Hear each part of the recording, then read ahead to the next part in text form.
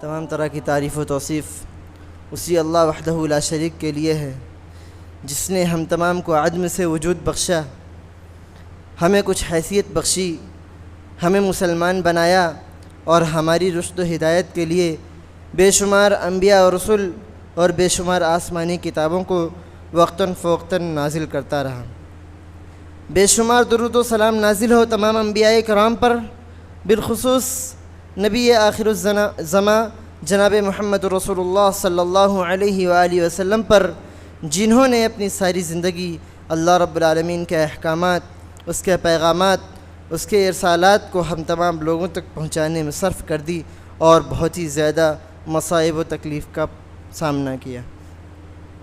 میں جس موضوع کے تحت آپ تمام سے کچھ گفتگو کرنا چاہتا ہوں وہ ہے قربانی کے مقاصد۔ ہم اور آپ ہر کوئی جانتا ہے کہ قربانی کسے کہتے ہیں، لیکن ہمارے یہاں قربانی کا تصور صرف اور صرف جانور ذبح کرنا ہے۔ ہم قربانی کی تعریف بھی صحیح سے نہیں جانتے۔ قربانی کی تعریف کچھ یہ ہے کہ اللہ رب العالمین کا تقرب حاصل کرنے کے لیے کسی جانور کو ذبح کرنا، یہ ہے قربانی کی تعریف، کہ اللہ رب العالمین کا تقرب اس کے اندر شامل ہونی چاہیے۔ اگر اللہ رب العالمین کا تقرب شامل ہوگا تو وہ عبادت بن جائے گی ہمارے لیے، اس کے اندر ہمارے لیے نیکیاں ہیں، اس کے اندر ہمارے لیے ثواب ہے اور فائدے ہی فائدے ہیں۔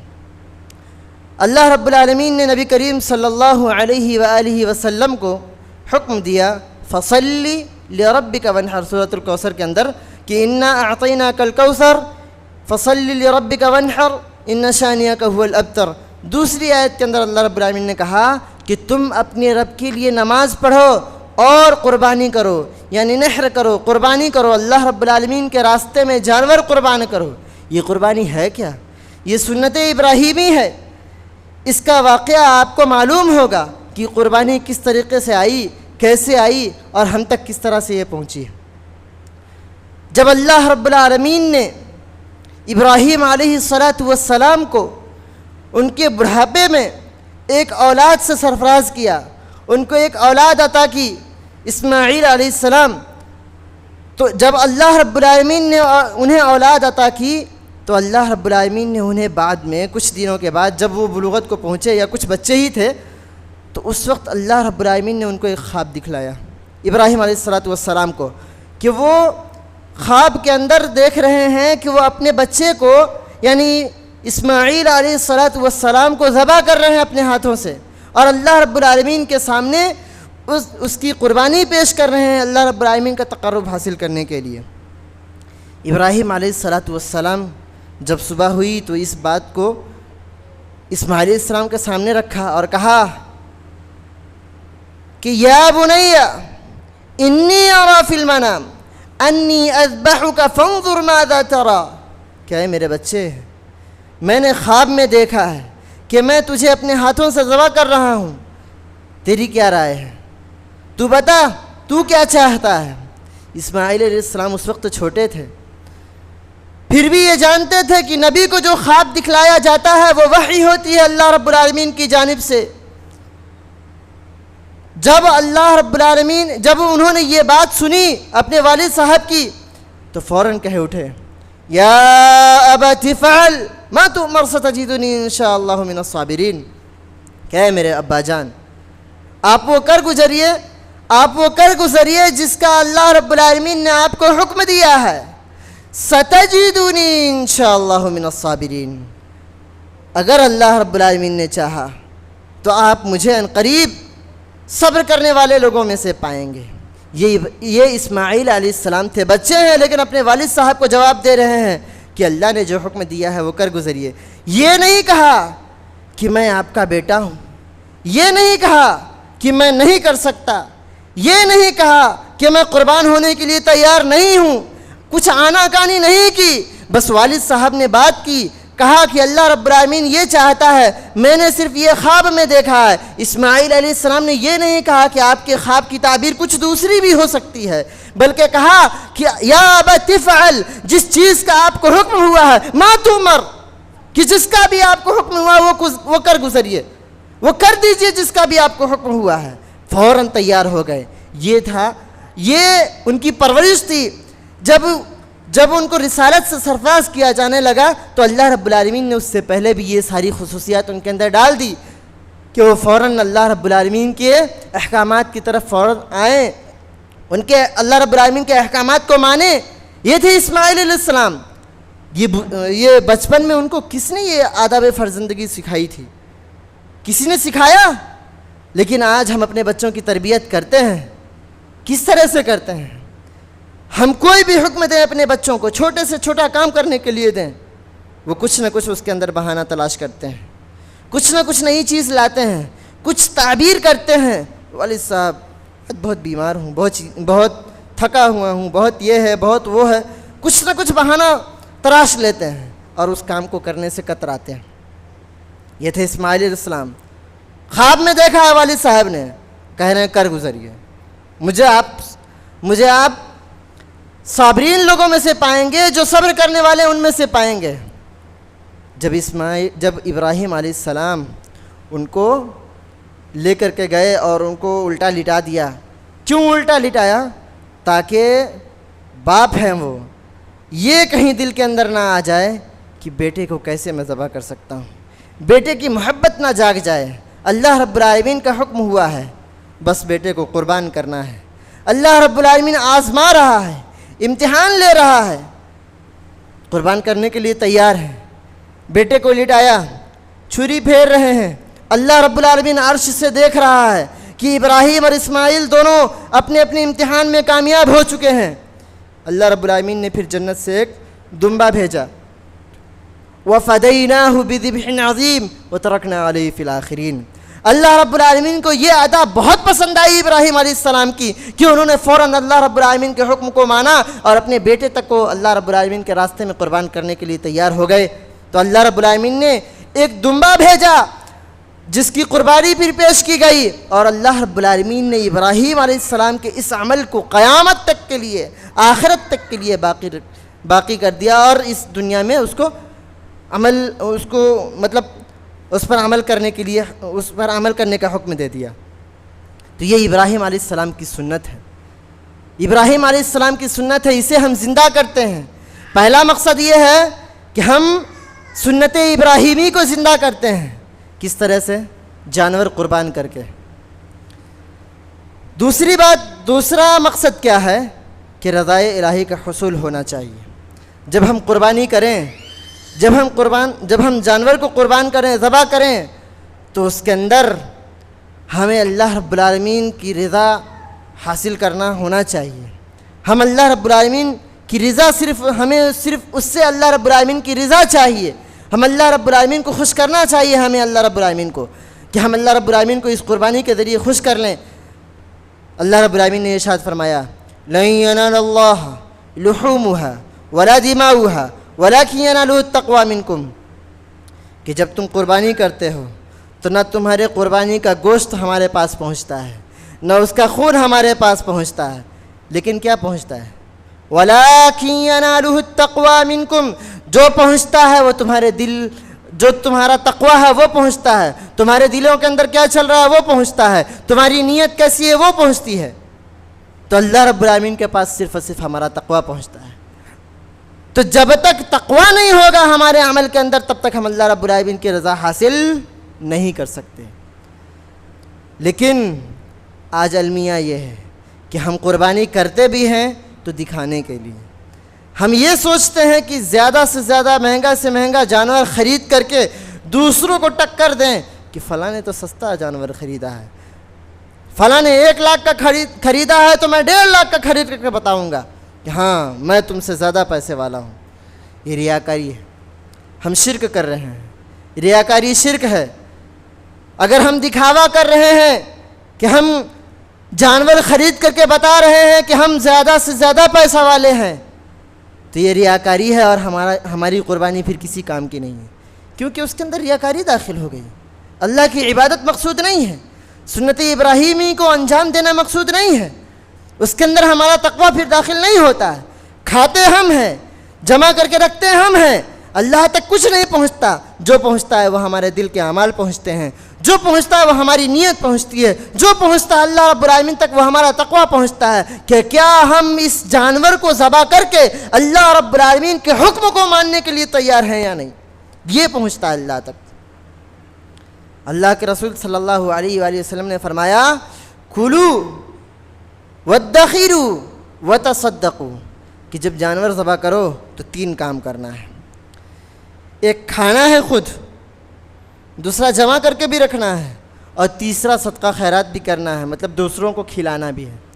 لیکن آج یہ ہو گیا ہے کہ ہم 2 چیز بہت اچھے سے یاد رکھے ہوئے ہیں، تیسرے کو بھلا دیے۔ آج فریج کا زمانہ ہے، ہر ایک گھر میں اکثر و بیشتر لوگوں کے پاس فریج ہے، جہاں قربانی کرتے ہیں خود کھائے، وادخروا کہا اللہ کے رسول صلی اللہ علیہ وسلم نے، اس پر بھی دھیان دیتے ہیں اور خوب سب کو جمع کر کے اپنے پاس رکھ لیتے ہیں۔ وتصدقوا کہا، اس پر دھیان نہیں دیتے، صدقہ خیرات نہیں کرتے، غریبوں مسکینوں کو نہیں کھلاتے۔ المیہ تو یہ ہے ہمارا کہ جس گھر سے گوشت ہمارے پاس پہنچتا ہے ہم بھی اس گھر میں پہنچاتے ہیں، لیکن جس گھر میں قربانی نہیں ہوئی، جہاں کوئی ذبیحہ نہیں ہوا، وہاں ہم کچھ نہیں دیتے، ادھر ہم نظر بھی نہیں دوڑاتے کہ وہ کس طریقے سے جی رہا ہے۔ پڑوسی کے حقوق کو بھی یاد رکھنا چاہیے، ہم مسلمان ہیں، مسلمانیت کے حقوق کو بھی یاد رکھنا چاہیے، غریبوں مسکینوں کا خیال بھی رکھنا چاہیے، لیکن ہم قربانی کے وقت بھی اس کو بھول جاتے ہیں اور سارا ذبیحہ خود اکیلا چٹ کر جاتے ہیں یا اپنے خانوادے میں صرف ختم کرتے ہیں۔ تو اس چیز کا خیال رکھنا چاہیے کہ رسول اللہ صلی اللہ علیہ وآلہ وسلم نے 3 چیز کہا ہے، خود کھانا بھی ہے، جمع بھی کر کے رکھنا ہے، اور صدقہ خیرات بھی کرنا ہے، غریبوں مسکینوں کو بھی کھلانا ہے، لوگوں کو دعوت دینی ہے، ان کو بھی کھلانا ہے، جن کے گھر پہ نہیں ہوا انہیں بھی دینا ہے، یہ ہونا چاہیے۔ لیکن ہم صرف جمع کر کے رکھنے پر تلے ہوئے ہیں، ہم صرف جمع کر کے رکھ رہے ہیں، تو ہمیں اس چیز سے بچنا چاہیے۔ اگر ہم 2 کام کر رہے ہیں تو تیسرا بھی کرنا پڑے گا، تو اس لیے ہمیں چاہیے کہ ہم قربانی کریں تو خود کھائیں اور جمع بھی کر کے رکھیں اور دوسروں کو بھی کھلائیں۔ تیسرا مقصد یہ ہے کہ اظہار و قربانی کا جذبہ آنا چاہیے ہمارے اندر، ہمارے اندر اظہار و قربانی کا جذبہ آنا چاہیے کہ ہم اگر اللہ رب العالمین کے راستے میں ذبیحہ کسی جانور کو ذبح کر سکتے ہیں اور اس کی قربانی پیش کر سکتے ہیں اللہ رب العالمین کے حکم سے، جب اللہ رب العالمین نے ہمیں حکم دیا کہ قربانی پیش کرو، تو پھر ہم اللہ رب العالمین کے حکم کے مطابق جانور پیش کر سکتے ہیں، تو اسی طرح ہم اپنی انانیت کو، ہم اپنے مال و اولاد کو، ہم اپنے جان کو، ہم اپنے ہر چیز کو اللہ رب العالمین کے حکم کے مطابق ہر جگہ پر اللہ رب العالمین کے راستے میں خرچ کرنے اور اس کو قربان کرنے کے لیے تیار ہیں۔ یہ ہونا چاہیے، اپنے عزیز سے عزیز چیز کو قربان کرنے کے لیے تیار ہونا چاہیے، یہ تیاری ہے۔ اگر ہم قربانی کرتے ہیں تو یہ جذبہ ہمارے دلوں کے اندر آنا چاہیے کہ کیا ہم ہر چیز کو اللہ رب العالمین کے سامنے، اللہ رب العالمین کے بارگاہ میں قربان کرنے کے لیے تیار ہیں یا نہیں۔ ایسا نہیں کہ ہم خراب مال اللہ رب العالمین کے سامنے، اللہ رب العالمین کے راہ میں قربان کرنے کے لیے تو تیار ہیں، لیکن جو اچھا مال ہے، جو عزیز مال ہے، جس سے ہمیں محبت ہے، اس کو جمع کر کے ہم اچھے سے چھپا کر کے رکھ لیتے ہیں۔ اسی لیے اللہ رب العالمین نے اور رسول اللہ صلی اللہ علیہ وسلم نے یہ بھی بتایا کہ اگر قربانی کرنی ہے تو اچھے سے اچھے جانور کی کرنی ہے، اس کے اندر کوئی عیب نہیں ہونا چاہیے۔ جو جانور ہمیں سب سے زیادہ پسندیدہ ہو اس کی قربانی کرنی چاہیے، تو پتہ چلے گا کہ ہمارے اندر تقویٰ کتنا ہے۔ لیکن ہم جیسا تیسا جانور سمجھتے ہیں، دیکھتے ہیں، نہ اس میں کچھ عیب ڈھونڈتے ہیں کہ ہاں واقعتاً اس کا عیب ظاہر ہے یا نہیں ہے۔ اگر اس کا عیب ظاہر ہے تو اسے ہمیں نہیں لینا چاہیے، اس چیز کا خیال تو رکھا جاتا ہے، لیکن لاتے ہیں، کچھ دن کھلاتے پلاتے ہیں اور یوں ہی ذبح کر کے کھا جاتے ہیں۔ ہمارا تقویٰ اس کے اندر شامل ہی نہیں ہو پاتا، اللہ رب العالمین کا تقرب اس کے اندر شامل ہی نہیں ہو پاتا، تو پھر ہماری قربانی کس کام کی؟ ہماری قربانی کس کام کی؟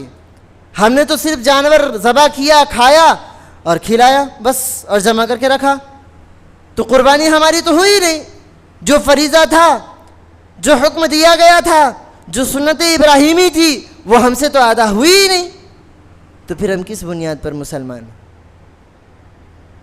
مسلمان تو کہتے ہیں لیکن اس کے کتنے احکامات کو مانتے ہیں؟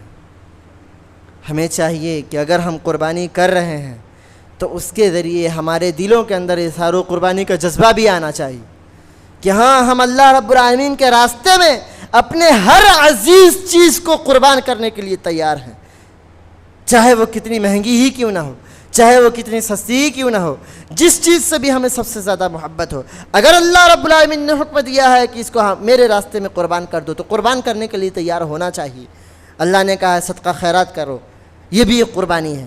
اللہ نے کہا، اللہ رب العالمین نے حکم دیا کہ بھائی نماز پڑھنے کے لیے آؤ، جتنی بھی اس کے اندر پریشانیاں ہوتی ہیں، اگر ہم ان پریشانیوں کو جھیلتے ہیں، ان پریشانیوں کا اور ان تکالیف کا سامنا کرتے ہیں، پھر اس کے بعد نماز پڑھنے کے لیے آتے ہیں، یہ بھی قربانی میں شامل ہے۔ یعنی اللہ رب العالمین کے احکامات کو ماننے میں جتنی بھی ہمیں پریشانیوں کا سامنا کرنا پڑتا ہے، سب کی سب قربانی ہے، سب پر ہمیں اجر ملتا ہے۔ لیکن ہمارا المیہ یہ ہے کہ اللہ تعالیٰ ہمیں ہر چیز پر اجر دینے کے لیے تیار ہے، لیکن ہم لینے کو تیار نہیں ہیں۔ ہمیں چاہیے کہ ہم اللہ رب العالمین کے راستے میں ہر چیز کو قربان کرنے کے لیے تیار رہیں۔ چوتھا یہ ہے کہ ہدیہ تشکر ہونا چاہیے اور گناہوں کی بخشش کا ذریعہ ہونا چاہیے کہ اگر ہم قربانی پیش کر رہے ہیں تو اللہ رب العالمین نے جو اتنی ساری نعمتیں ہمیں عطا کی ہیں جسے ہم گن نہیں سکتے۔ اللہ رب العالمین نے ارشاد فرمایا وَإِن تَعُدُّوا نِعْمَةَ اللَّهِ لَا تُحْصُوهَا، کہ اگر تم اللہ رب العالمین کی نعمتوں کو گننا چاہو، اس کو شمار کرنا چاہو تو نہیں گن سکتے۔ تو یہ جو اللہ رب العالمین نے ہمیں اتنی ساری نعمتیں دی ہے تو اس کا ہمیں شکریہ بھی ادا کرنا پڑے گا، اور ہم دن بدن گناہوں میں جو پڑے رہتے ہیں اس کی بخشش بھی ہمیں مانگنی پڑے گی۔ ہم اللہ رب العالمین کا شکر ادا نہیں کرتے ہیں، یہ بھی گناہ کرتے ہیں، اس کی بھی ہمیں بخشش مانگنی پڑے گی اللہ رب العالمین سے۔ تو اللہ رب العالمین نے ارشاد فرمایا وَاشْكُرُوا لِي وَلَا تَكْفُرُونَ، میرا شکریہ ادا کرو لیکن کفر مت کرو، کسی چیز سے انکار مت کرو۔ یعنی ایسا نہیں ہونا چاہیے کہ ہم اللہ رب العالمین کی نعمتوں سے فائدہ تو اٹھا رہے ہیں لیکن ہم اس مالک کو بھولے ہوئے ہیں، ہم اس خالق کو بھولے ہوئے ہیں جس نے ہمیں سب کچھ دیا، جس نے ہمیں بے شمار نعمتوں سے نوازا۔ اگر ہم اس کو بھول بیٹھے ہیں تو یاد رکھیے کہ ہمارا انجام بہت ہی زیادہ سخت ہونے والا ہے۔ ایک مثال کے ذریعے سمجھاتا ہوں آپ کو کہ اگر ہمیں کسی شخص نے بہت ساری نعمتیں دی، یعنی بہت ساری چیزیں، یا کوئی اگر ہمارا کچھ اچھا قریبی ہے جس نے ہمیں بہت زیادہ مال و دولت دیا ہے یا ہماری ہر جگہ پر ہر حالت میں مدد کی ہے، تو کیا ہم اس کو بھول جائیں گے؟ اگر ہم اس کو بھولتے ہیں تو وہ فوراً کہے گا احسان فراموش ہے، اس نے ہمیں بھلا دیا ہے، پھر دوبارہ وہ ہماری مدد نہیں کرے گا۔ لیکن اللہ رب العالمین کو اگر ہم بھلا بھی رہے ہیں، ابھی ہم بھلا بھی رہے ہیں، پھر بھی اللہ تعالی ہماری مدد کر رہا ہے، ہر میدان میں ہمیں اپنی نعمتوں سے نواز رہا ہے، پھر بھی ہم اس کو بھولے ہوئے ہیں۔ ہمیں چاہیے کہ اس کی طرف رجوع کریں، اس کا زیادہ سے زیادہ شکریہ ادا کریں کیونکہ اس نے کہا ہے لَإِن شَكَرْتُمْ لَأَزِيدَنَّكُمْ وَلَئِن كَفَرْتُمْ إِنَّ عَذَابِي لَشَدِيدٌ، کہ اگر تم نے میرا شکریہ ادا کیا، اللہ رب العالمین کہہ رہا ہے کہ اگر تم نے میرا شکریہ ادا کیا لَأَزِيدَنَّكُمْ، تو میں تمہیں اور زیادہ دوں گا، وَلَئِن كَفَرْتُمْ، لیکن اگر تم نے ناشکری کی، اللہ رب العالمین کا شکریہ ادا نہیں کیا اور اللہ رب العالمین کی نعمتوں کا انکار کیا، اس کے ساتھ کفر کیا، ان عذابی لشدید، تو اللہ رب العالمین کہہ رہا ہے کہ میرے پاس تمہارے لیے عذاب بھی بہت سخت تیار ہے، میں نے تیار کر کے رکھا ہے۔ تو اس لیے ہمیں چاہیے کہ جو اللہ رب العالمین نے جو بھی نعمتیں ہمیں دی ہیں ہم ان سب کا فائدہ اٹھائیں صحیح طریقے سے، جو بھی اس کے تقاضے ہیں اس کے مطابق اس کا فائدہ اٹھائیں اور اللہ رب العالمین کی نعمتوں کا شکریہ بھی ادا کرتے رہیں۔ وہ کس طرح ہوگا کہ اللہ نے حکم دیا نماز پڑھنے کے لیے، یہ بھی اللہ کا شکر ادا کرنا ہوا۔ اللہ نے حکم دیا زکوٰۃ دینے کے لیے، یہ بھی اللہ کا شکر ادا کرنا ہوا۔ یعنی جو بھی اللہ رب العالمین نے ہمیں حکم دیا ہے کہ فلاں کام کرو، فلاں کام سے بچو، اگر ہم اس کام کو کرتے ہیں جس کا اللہ نے حکم دیا ہے، یہ اللہ کا شکر ادا کرنا ہوا۔ اور اگر ہم ان چیزوں سے بچتے ہیں جس سے اللہ رب العالمین نے بچنے کا حکم دیا ہے، تو یہ بھی اللہ رب العالمین کا شکر ادا کرنا ہوا۔ لیکن اگر اللہ نے جس چیز کا حکم دیا ہے کرنے کا اس کو ہم نہیں کرتے، اور جس سے بچنے کا حکم دیا اس سے ہم نہیں بچتے، تو یہ اللہ رب العالمین کی ناشکری ہے، یہ اللہ رب العالمین کے ساتھ کفر ہے کہ ہم اللہ رب العالمین کی نعمتوں کو جھٹلا رہے ہیں، اللہ رب العالمین کے احکامات کو جھٹلا رہے ہیں۔ تو یہ قربانی بھی ہمارے لیے شکریہ کا موقع ہے کہ ہم اللہ رب العالمین کے سامنے اس قربانی کو پیش کر کے ایک شکریہ ادا کریں کہ اللہ تعالی ہم سے خوش ہو جائے۔ ہمیں یہ کرنا چاہیے۔ سنت ابراہیمی کا احیاء اس طرح سے ہے کہ اللہ رب العالمین نے ارشاد فرمایا وَلِكُلِّ أُمَّةٍ جَعَلْنَا مَنسَكًا، کہ ہم نے ہر امت کے لیے ایک قربانی مقرر کر رکھی ہے۔ ہم دیکھتے ہوں گے ہر مذہب میں ایک نہ ایک قربانی کرنے کا کچھ نہ کچھ سسٹم ہوتا ہے، کچھ نہ کچھ موقع ہوتا ہے، چاہے کوئی سا بھی مذہب ہو، ہر مذہب کے اندر کچھ نہ کچھ ہے، کچھ بلی کے نام پر ہے، کچھ اور دوسری چیز پر ہے، کسی اور طریقے سے، لیکن ان کے طریقے الگ ہیں، ہمارے طریقے سب سے مختلف ہے۔ اللہ رب العالمین نے اور اس کے رسول اللہ صلی اللہ علیہ وسلم نے ہمیں جو بھی طریقہ سکھلایا ہے اس کے مطابق ہمیں قربانی کرنی چاہیے اور اس کے مقاصد کو ہمیں سمجھنا چاہیے۔ اسی طرح پانچواں مقصد یہ ہے کہ انانیت کا خاتمہ ہونا چاہیے۔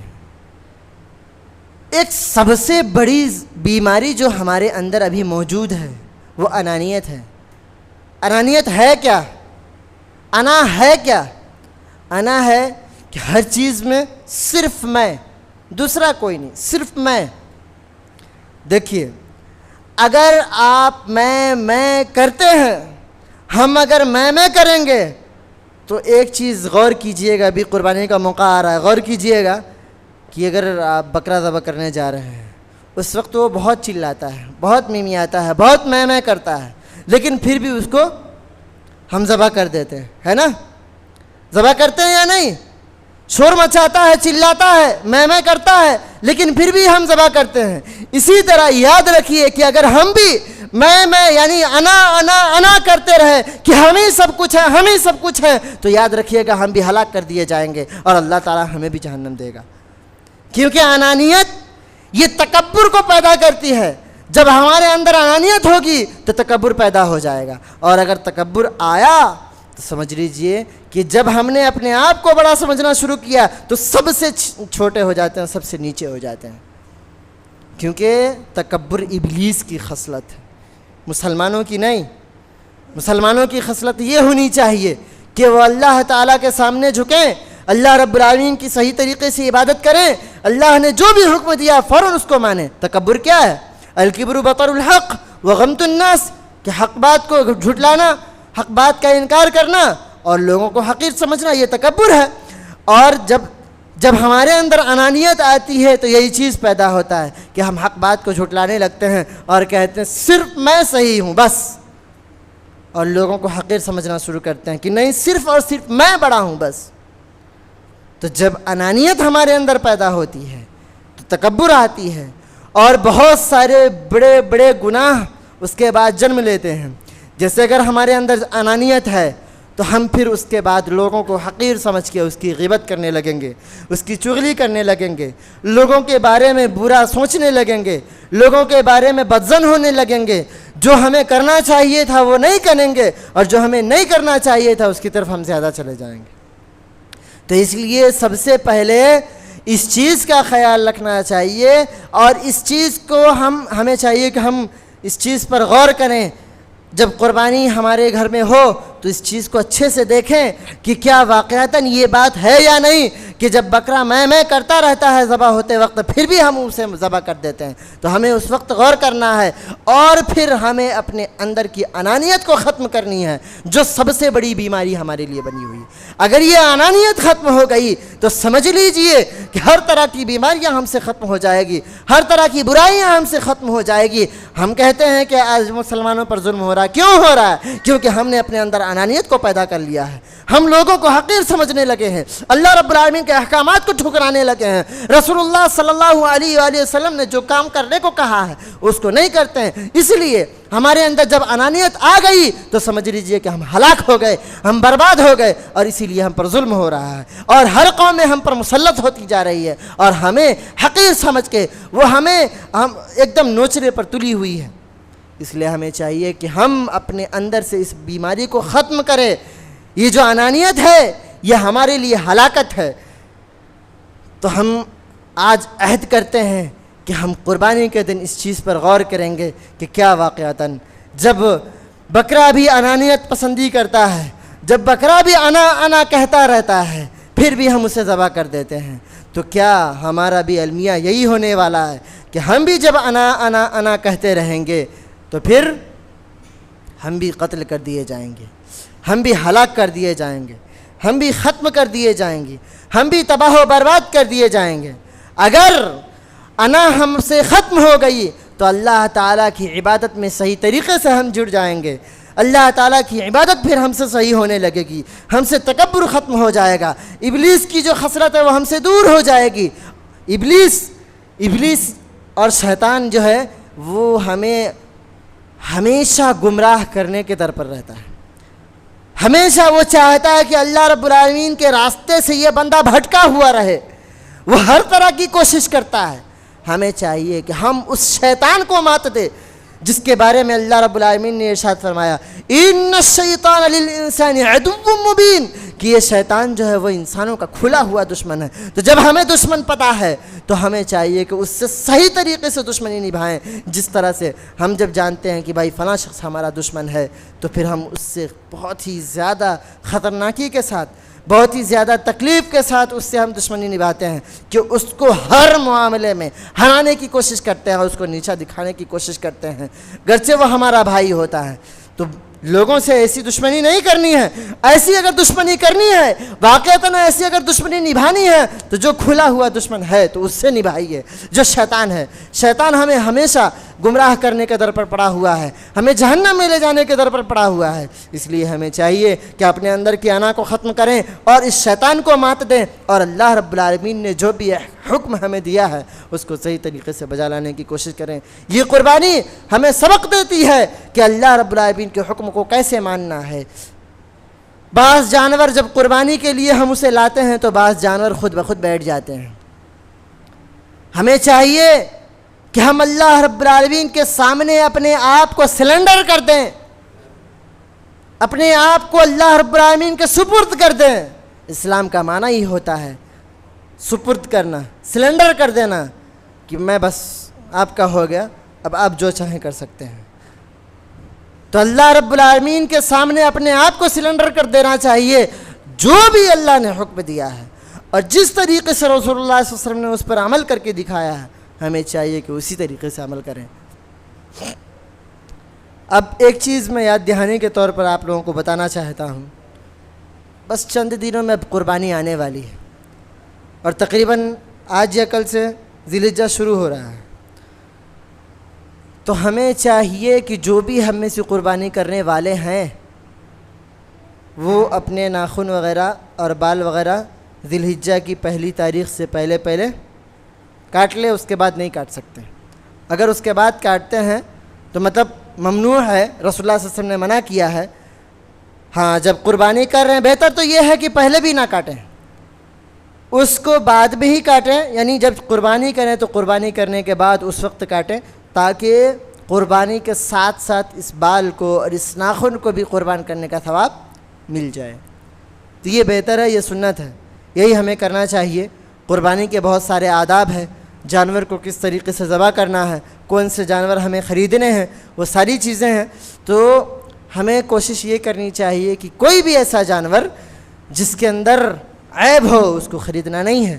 اگر وہ اندھا ہے اور اس کا اندھا پر ظاہر ہے, وہ لنگڑا ہے اس کا لنگڑا پر ظاہر ہے, اس کی طبیعت خراب ہے, یا اس کے اندر کوئی زخم ہے ایسا جو ظاہر ہے, جو سمجھ میں آ رہا ہے, تو ایسے جانور کی قربانی ہمیں نہیں کرنی ہے. یہ ممنوع ہے, یہ حرام ہے کہ اگر ہم کسی جانور کو, مطلب اس کا اندھاپن ظاہر ہے اس کا دبلاپن ظاہر ہے، وہ ایک دم کمزور ہے، لاغر ہے، وہ جھنڈ سے بالکل پیچھے رہ جاتا ہے، وہ کچھ کھاتا پیتا نہیں ڈھنگ سے، اگر جانور بالکل لنگڑا ہے تو ایسے جانور کی قربانی ممنوع ہے، کیونکہ ہم خود نہیں چاہتے کہ ایسے جانور کو ہم پالیں۔ ہم اس طرح کے جانور کو چاہتے ہیں کہ جو ہمارے نزدیک سب سے اچھا دکھنے میں بھی لگے، جو خوشنما ہو، ایسا ہم پسند کرتے ہیں کہ ہم اس کو پالیں۔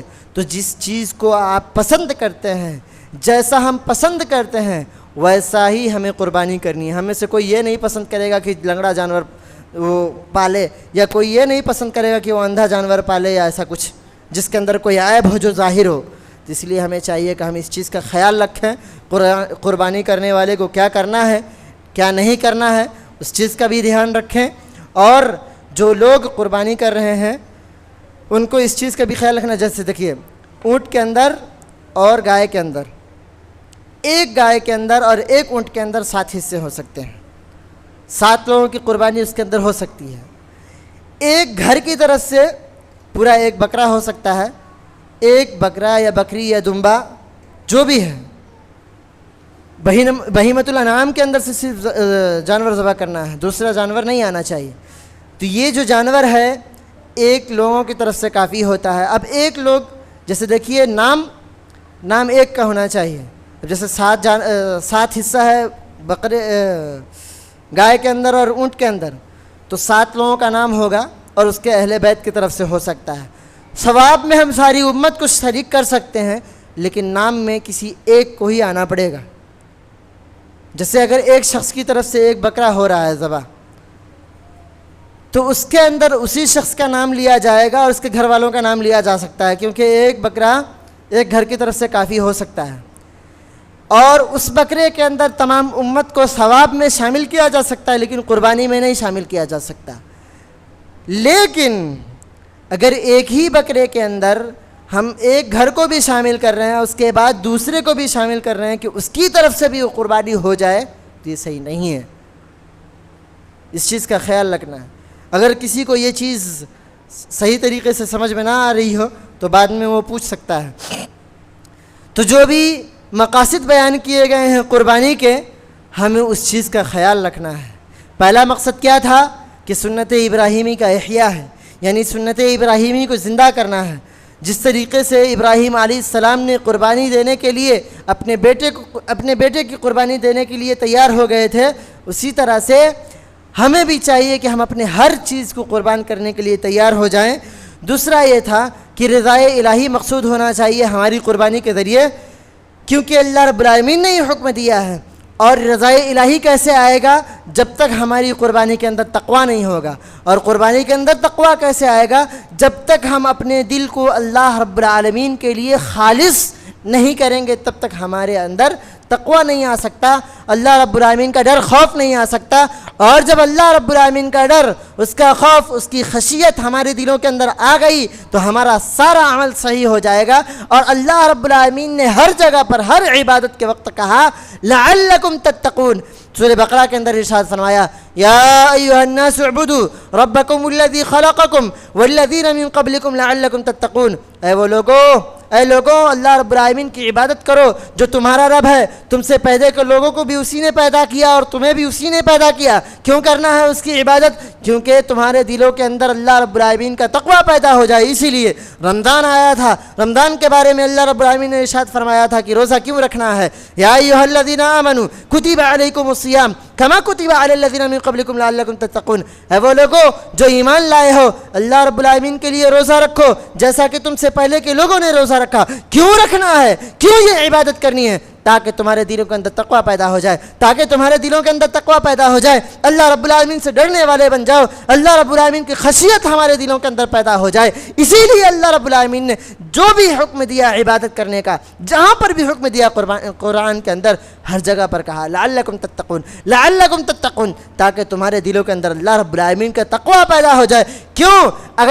کیونکہ اگر اللہ رب العالمین کا تقوی پیدا ہو جائے گا، اس کی خشیت ہمارے دلوں کے اندر آ جائے گی، ہم جب اللہ رب العالمین سے ڈرنے والے بن جائیں گے تو ہم گناہ کی طرف نہیں جائیں گے۔ اگر ہمارا قدم گناہ کی طرف جانے بھی لگے گا تو ہمارے دلوں کے اندر فوراً آئے گا کہ ہم اللہ رب العالمین سے ڈرتے ہیں، اور جب ہم اللہ رب العالمین سے ڈرتے ہیں تو قیامت کے دن ہم اللہ رب العالمین کے سامنے کیسے اپنا چہرہ دکھائیں گے؟ اس بنیاد پر ہم اس گناہ سے بچ جائیں گے، اس برائی سے دور ہو جائیں گے، اور ہم سے ساری برائیاں ختم ہو جائیں گی۔ تو اسی لیے تقوی ہر چیز کے اندر مقصود ہے۔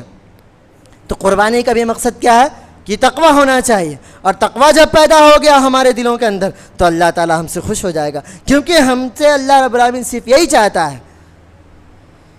اللہ رب العالمین نے عبادت کے لیے پیدا کیا، ساتھ نے کہا تقوی، عبادت کے ذریعے تقوی پیدا ہوگا، اور تقوی جب پیدا ہو گیا تو عبادت ہماری صحیح ہو جائے گی، اور جب عبادت ہماری صحیح ہوئی تو اللہ تعالی ہم سے خوش ہو جائے گا، اور جب اللہ خوش تو ہمیں جنت مل جائے گی۔ تیسرا مقصد یہ ہے کہ اظہار قربانی کا جذبہ ہونا چاہیے کہ ہم اللہ تعالیٰ کے راہ میں ہر چیز قربان کرنے کے لیے تیار ہوں۔ ہدیہ تشکر اور گناہوں کی بخشش اللہ رب العالمین سے مانگنی چاہیے، ہمیں ہر چیز کا ایک شکریہ ادا کرنا چاہیے، ہم اللہ رب العالمین کے حکم کو صحیح طریقے سے مانیں، یہی اللہ رب العالمین کا شکر ادا کرنا ہے۔ اللہ رب العالمین کا ذکر کرتے رہنا، یہ اللہ رب العالمین کا شکر ادا کرنا ہے۔ اسی طریقے سے انانیت کا خاتمہ بھی ہونا چاہیے، جو پانچواں مقصد تھا۔ میں یہ اختصار کے ساتھ بالکل بتا رہا ہوں کہ ہمارے دلوں کے اندر سے انانیت ختم ہونی چاہیے اور تقوی ہمارے دلوں کے اندر آنا چاہیے، تو ہم انشاءاللہ کامیاب و کامران رہیں گے، اور ہر جگہ پر ہم اچھے بندے بن کر کے رہ سکیں گے، کیونکہ اللہ رب العالمین نے ارشاد فرمایا وَأَنْتُمُ الْأَعْلَوْنَ إِن كُنْتُم مُؤْمِنِينَ، کہ اگر تم سرخرو چاہتے ہو، اگر تم بلند ہونا چاہتے ہو، اگر تم معزز بننا چاہتے ہو تو تمہیں مومن بن کے رہنا پڑے گا، اور جب مومن بن کے رہیں گے تبھی تو ہمارے دلوں کے اندر تقوی رہے گا، جب تقوی رہے گا تبھی تو سچے مومن بن کے رہیں گے۔ تو جب مومن بن کے رہیں گے تو ہر جگہ ہم کامیاب ہوں گے، ہر جگہ ہم بلند و بالا ہو جائیں گے، ہم پر دوسری قومیں مسلط نہیں ہوں گی، ہمیں کوئی پریشان نہیں کر سکتا، ہم پر کوئی ظلم نہیں کر سکتا۔ تو اس لیے ہمیں چاہیے کہ ہم پکے سچے مومن بن کے رہیں، اور ہمارے دلوں کے اندر تقوی اچھی طریقے سے پیدا ہونا چاہیے، تاکہ اللہ رب العالمین کے سامنے ہم جب کھڑے ہوں تو اللہ رب العالمین کے سامنے صحیح طریقے سے کھڑے ہو سکیں، اور اللہ رب العالمین کے یہاں قیامت کے دن اپنا چہرہ صحیح طریقے سے دکھا سکیں، اور ہمیں پھر وہاں خوشی اور مسرت نصیب ہوگی، کیونکہ اللہ تعالیٰ پھر اس وقت ہمیں جنت دینے والا ہوگا۔ لیکن اگر تقوی نہیں ہوگا تو پھر ہمارے لیے وہاں پر ذلت ہوگی، رسوائی ہوگی، جس سے ہمیں بچنا بہت ضروری ہے۔ تو تقوی ہمارے دلوں کے اندر پیدا کرنا، ہمیں خود اپنے دلوں کے اندر تقوی پیدا کرنا پڑے گا، جس کا سب سے بہترین موقع بھی آ رہا ہے چند دنوں کے اندر انشاءاللہ۔ اور دوسری چیز کہ ابھی جیسے ذی الحجہ کا مہینہ آ رہا ہے، تو یہ بھی حرمت والے مہینوں میں سے ایک ہے، ایک سب سے عظیم موقع اللہ رب العالمین بخشش کروانے کا یہاں پر دے رہا ہے، کیونکہ اللہ نے ہمیں رمضان بھی دیا، ہم اپنی بخشش نہیں کروا پائے، اللہ رب العالمین ایک اور موقع ہمیں دے رہا ہے کہ عرفہ کے روزہ رکھیں۔ اگر ہم عرفہ کا روزہ رکھتے ہیں تو اللہ تعالی ہمارے 2 سالوں کے گناہ کو معاف کرے گا، ایک اگلے اور ایک پچھلے۔ جب اللہ تعالیٰ صرف ایک روزہ رکھنے کی بنیاد پر ہمارے 2 سال کے گناہوں کو معاف فرما رہا ہے تو ہم کیوں کوشش نہ کریں؟ ہمیں چاہیے کہ عرفہ کے دن کا بالخصوص اچھے طریقے سے دھیان رکھیں اور اس کا اہتمام کریں کہ ہم اس دن روزہ رکھیں اور اللہ رب العالمین کو خوش کرنے کی کوشش کریں، اور زیادہ سے زیادہ اپنی بخشش کروا لیں۔ یہی تو ہمارا ہونا چاہیے کہ ہم اپنے گناہوں کی بخشش کروا لیں، کیونکہ اگر ہمارے گناہوں کی بخشش ہو گئی تو ہمارے دلوں کے اندر تقوی پیدا ہوگا، اور جب تقوی پیدا ہوگا تو اللہ تعالیٰ خوش ہو جائے گا، اور جب اللہ خوش تو ہم ہر جگہ کامیاب۔ یہی تو مقصود ہے، یہی تو ہم سے ہونا چاہیے کہ ہم یہی کریں بس، اور کچھ نہیں۔ تو اللہ تعالیٰ ہماری بخشش کرنے کے لیے ایک اور موقع ہمیں دے رہا ہے کہ ہم اللہ سے اپنی بخشش کروا لیں، اپنے گناہوں کی بخشش مانگ لیں۔ ہم ہمیشہ گناہوں میں پڑے رہتے ہیں، ہمارے پاس اللہ رب العالمین کی عبادت کے لیے وقت نہیں ہوتا، لیکن ہمارے پاس گناہوں کے لیے برابر وقت ہوتا ہے، کسی کی غیبت کرنے کے لیے برابر وقت ہوتا ہے۔ اگر ہم کوئی کام کرتے ہوئے ہی کسی کی غیبت کرتے ہیں تو وہ بھی ہمارے لیے خسارہ ہے۔ کسی کام کو کرتے ہوئے ہم اللہ رب العالمین کا ذکر نہیں کر پاتے، کیوں نہیں کر پاتے؟ کیونکہ ہم نے اپنا ذہن ایسا بنا لیا ہے۔